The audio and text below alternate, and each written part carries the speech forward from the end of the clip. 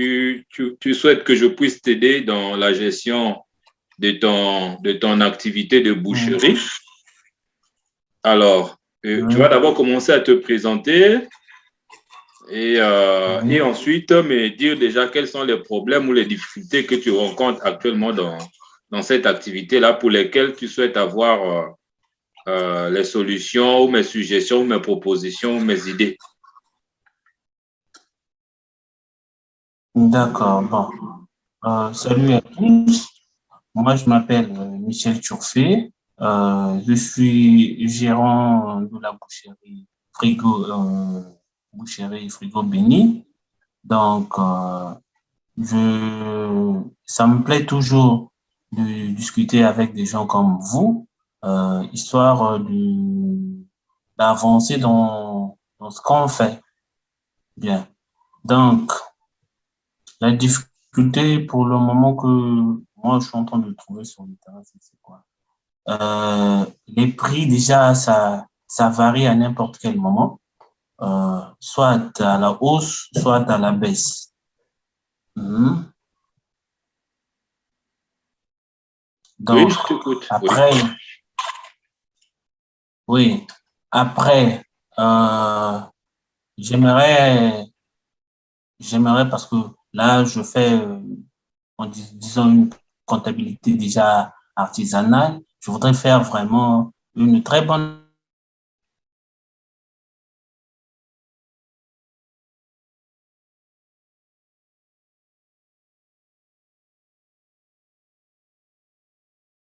Allô? Euh, je voudrais contacter des grandes institutions, euh, histoire de prospérer ou bien d'aller en avant, comme tout autre gérant qui ont bien géré leur structure, quoi. Donc, du coup, vos conseils me sont toujours les bienvenus. Après, ça s'arrête pas par là. Ça, c'est juste un début. Je me dis que peut-être que sur le début là, il y a peut-être d'autres questions plus importantes que j'ai oubliées, mais je crois bien que euh, ça, c'est sans d'abord ce qui m'est venu à l'esprit. Ok, donc moi je retiens deux soucis majeurs, les prix qui sont instables et tu n'es pas trop sûr de la manière dont tu tiens actuellement la comptabilité de ton entreprise. Alors on va commencer d'abord par le premier point. Quand Mhm. tu dis les prix, soit ça monte, soit ça baisse, ça veut dire que les prix, c'est à quel niveau? Au niveau de tes fournisseurs, lorsque tu achètes des matières premières, c'est ça? Oui, D'accord. oui, c'est ça. OK. Et tu t'approvisionnes où déjà? J'ai différents clients. J'ai différents clients, par exemple SCAC. Je travaille avec SCAC, Sundup, Jimis, Guénin, enfin, toutes les grandes maisons de la place. Mhm, mhm. Toutes les grandes maisons de livres frais de la place. Dans ta boucherie, qu'est-ce qu'on trouve en termes de différents produits qu'on trouve chez toi? Tu vends quoi concrètement? Les cuisses de poulet, les côtes de porc, euh, les ailes de poulet, les ailes de dinde, du rognon, du foie, de la babine, des, les queues de porc rasées, les queues de bœuf, euh, euh, du girel, corvina, Mais tu as du déjà beaucoup, poulet. tu as déjà beaucoup de produits là. Tu as déjà beaucoup de produits. Ouais, Alors, ça fait combien de temps que tu le fais, que tu as lancé cette activité? une année déjà. Une année. OK. Tu as essayé un peu de faire le bilan d'une année en termes de chiffre d'affaires. Tu as pu générer un chiffre d'affaires de combien? Non, non, non, non, non, non. C'est pourquoi que j'ai dit que ma comptabilité, je l'ai tenue plus ou moins bonne. C'est pas assez bonne. Donc, genre un peu, je me suis tenu à la rotation, à l'achat et à la vente des produits, à la rotation, à la vitesse de la vente, à l'achat et à la vente des produits. Donc, j'achète, je vends, j'achète et je vends. Euh, pour vous dire que j'ai le montant exact là où là où j'ai tenu ma comptabilité, c'est un peu compliqué. OK. Du coup, moi, quand tu m'as dit que tu voulais améliorer la compta, je me disais que tu faisais quand même le minimum. Parce que tu as dit que tu fais de façon artisanale. Pour moi, j'entendais façon artisanale. Lorsque tu vas faire les achats, et tu écris dans un cahier pour dire que telle date, j'ai fait les achats de temps. Et maintenant, quand tu vends à la fin de chaque journée, tu fais un petit point, non, j'ai vendu l'aile de dinde à temps, cuisse de poulet à temps, et ça te permet déjà d'avoir une comptabilité, même si après, il faudrait donc rendre ça plus professionnel. Mais ça, là, déjà pour toi-même, c'est très important. Donc, si je comprends bien, tu n'as pas fait ça du tout, comme ça. Mhm. Oui, oui, exact. OK, OK. À ce moment-là, donc, la première recommandation que je vais te faire, c'est d'acheter un cahier. Hein, dans un premier temps, comme tu n'as qu'une année et tu ne sais pas encore exactement si tu gagnes dans ce business ou pas, parce que pour savoir que tu gagnes ou pas, il faut un minimum de comptabilité tel que je suis déjà en train de te Oui. proposer. Donc, tu ne sais pas si tu gagnes ou pas. À ce Mhm. moment-là, tu ne peux pas prendre le luxe de prendre un comptable qui va encore ajouter des charges. Donc, ce que tu vas faire à Mhm. partir, nous sommes déjà le 15 janvier, euh, si possible, Mhm. même à partir de demain, parce qu'en termes de gestion, on n'attend pas. Donc, si possible, déjà à partir de demain, tu as un cahier et tu procèdes de façon simple. En termes de gestion, la première étape pour maîtriser ses finances, c'est de maîtriser les sorties et les entrées d'argent. En termes simples, c'est de maîtriser Mhm. les sorties et les entrées. Et pour cela, tu as juste besoin d'un cahier. Là où tu notes tout. Quand l'argent sort, tu notes. Quand l'argent rentre, tu notes.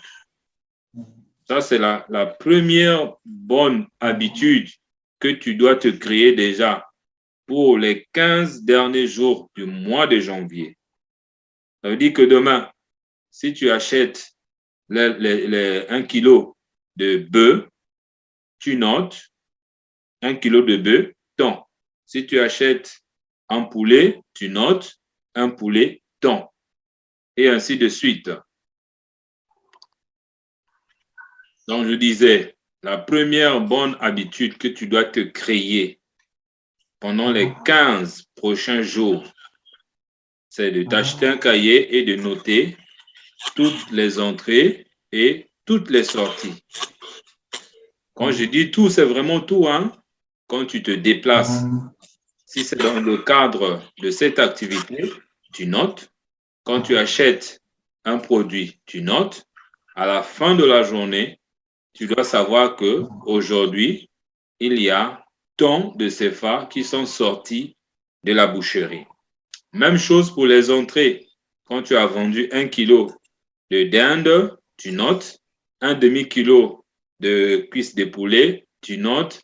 Un demi-kilo de ceci. Donc, à la fin de la journée, tu commences ta comptabilité au niveau journalier. Donc, à la fin de la journée de demain déjà, tu dois savoir que il y a tant d'argent sorti et à tant d'argent rentré. Et si c'est zéro sorti, tu mets zéro sorti.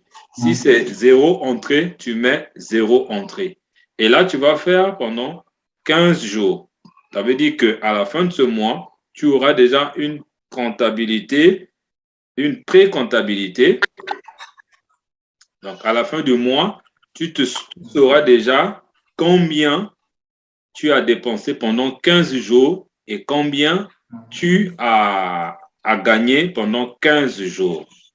Et comme ça, on va se retrouver à la fin du mois pour faire maintenant le point. À partir de ces données-là que tu vas avoir à la fin du mois, alors je te montrerai maintenant comment est-ce que tu vas commencer à faire le budget. Parce que c'est la première étape, en fait, en dehors du fait que tu dois maîtriser les entrées et les sorties, mais après, tu dois faire le budget de ton activité, qui est l'outil de pilotage et de gestion de base que tu peux déjà faire toi-même sans que tu n'aies besoin d'un expert comptable. Maintenant, l'expert comptable viendra quand nous jugerons déjà opportun de le faire intervenir parce que l'activité est rentable, parce que dans les charges, tu devras aussi inclure ses commissions. Mais dans un premier temps, fais ça, c'est ce que moi j'enseigne dans le programme de formation finance personnelle, et ça te permet déjà de clarifier les finances de ton entreprise. Qu'est-ce que tu en penses? Est-ce que ça te va? Est-ce que tu as des questions à ce niveau ou d'autres suggestions? D'accord. Ma suggestion est celle-ci. Est-ce que vous pouvez pas m'envoyer une fiche qui a tous ces renseignements-là que je peux remplir seulement comme casier? Ce serait très simple. Bon, mais la fiche, le risque, c'est que dans la fiche, il y aura certainement des données ou des rubriques qui ne te concernent pas ou des rubriques qui manquent. Parce que moi, j'ai une fiche standard, mais chez toi, il faut faire une fiche spécifique.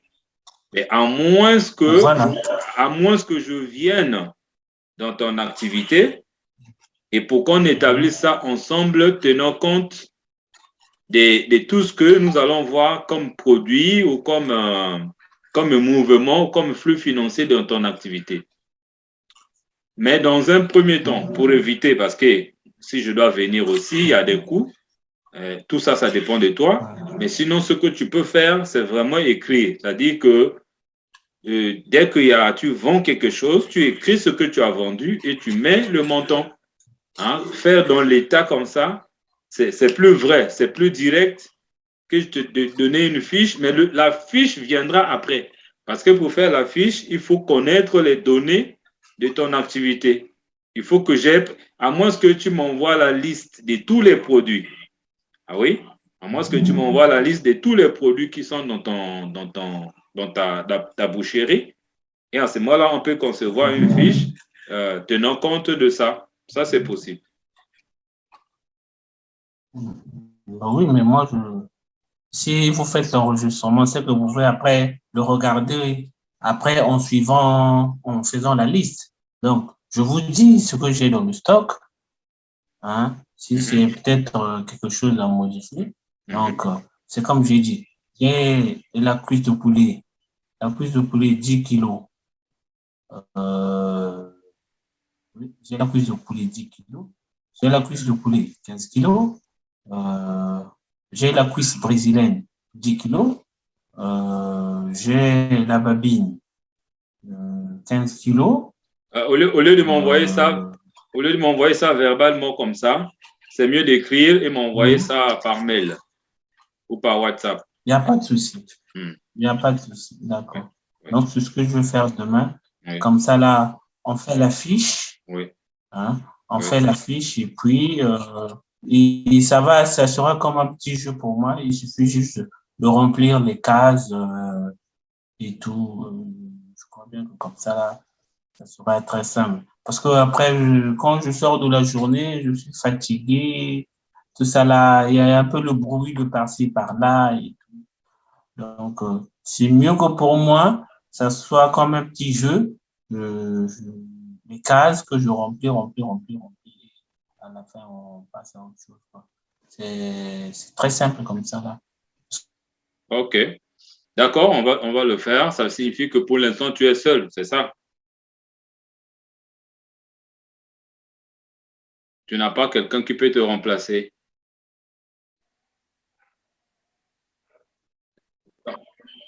Ça signifie que pour l'instant, tu es seul, c'est ça?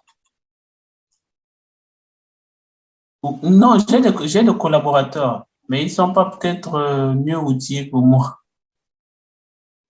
Il faudra aussi les apprendre progressivement.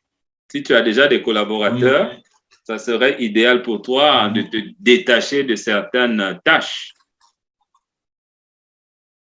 Oui, oui, oui, c'est cela.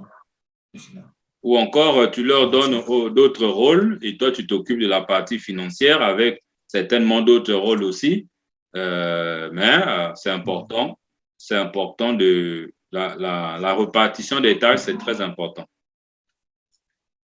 Oui, oui, oui. Surtout le côté,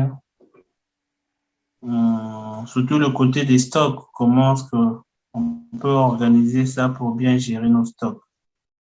Forcément, ça va arriver quand on parlera budget. Oui. Ça demande des détails importants au niveau du stock. Hein. Il faut connaître le cycle. En combien de temps vous vendez, par exemple, un carton de poulet? Ça, il faudra maîtriser. Pour faire les projections. Pour faire les projections. Parce que là, tout à l'heure, tu as parlé de l'aspect augmentation des prix sur le marché. Et si tu observes bien, tu verras qu'il y a des saisons. Si tu observes bien, il y a des saisons où les prix augmentent, il y a des saisons où les prix baissent. Voilà. Maintenant, si tu fais bien, si tu gères bien le stock, mais tu peux faire un bon stock pendant que les prix sont bas. Et lorsque les prix vont augmenter, mais tu es à l'aise. Ça, par exemple, ça part du fait de la maîtrise de la gestion de stock. Mais ça, on va en parler au fur et à mesure. Hein. On commence par le plus simple et après, au fur et à mesure, on va y arriver. Mais ce qui est sûr, c'est que c'est difficile de maîtriser les fluctuations du marché. Même tes fournisseurs là, et eux aussi, ils travaillent en fonction aussi de certaines réalités que toi, tu ne maîtrises pas. Donc, à ce niveau-là, c'est difficile. Sinon, faire une projection en termes de stock qui ferait que quand la saison d'augmentation arrive, mais toi, tu n'es pas touché. Ça, c'est ce que tu peux faire. Oui, c'est ça. Je vais vous envoyer une photo là, avec une fiche, je ne sais pas si vous pouvez la lire, sur WhatsApp.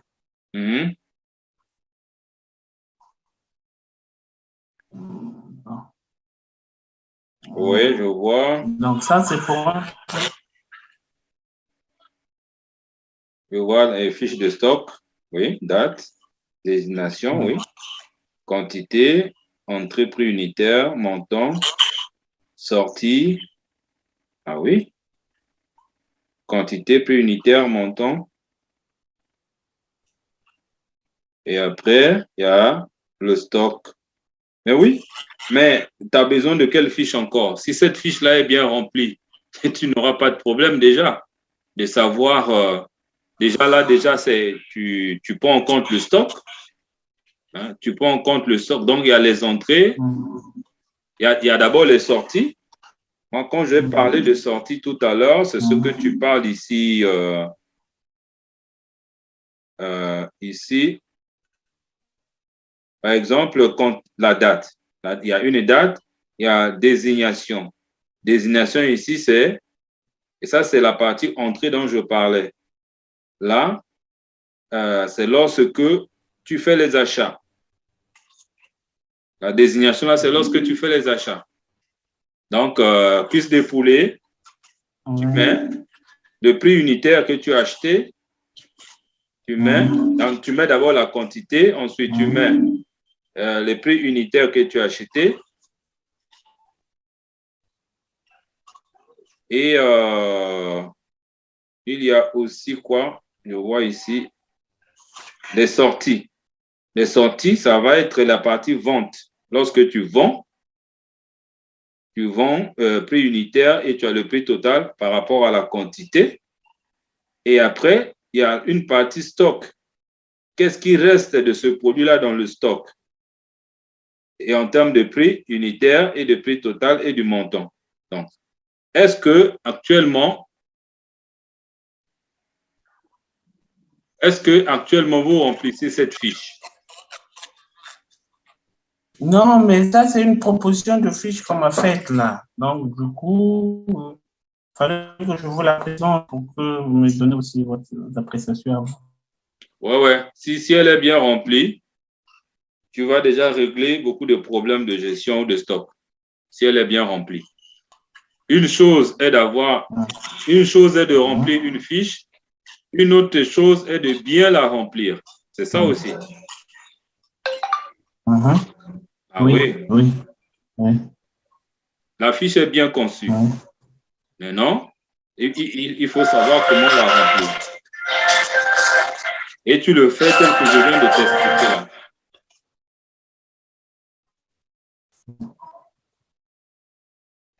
Donc, normalement, si tu le fais, tu n'auras pas de problème déjà pour les premiers mois.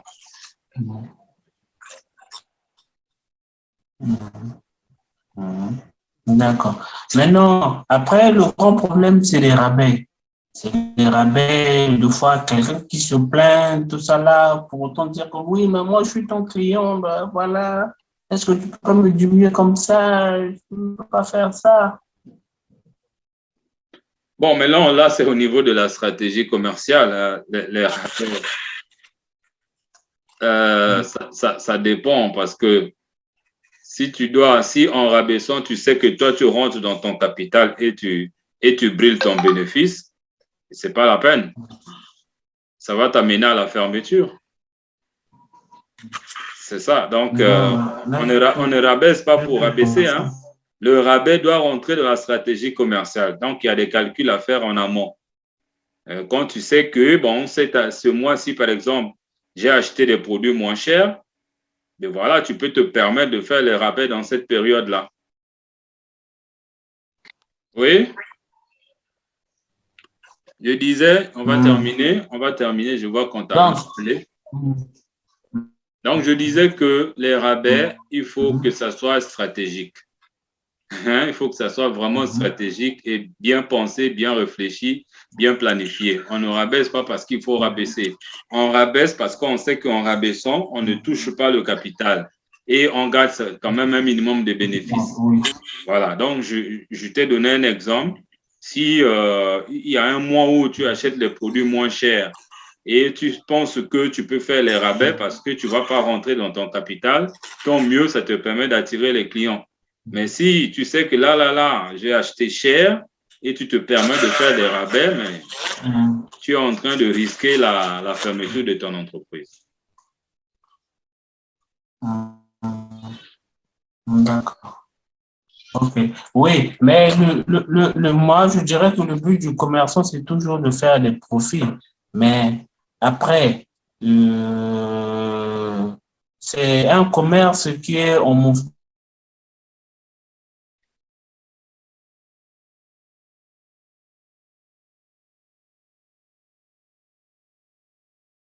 L'importateur qui a ramené.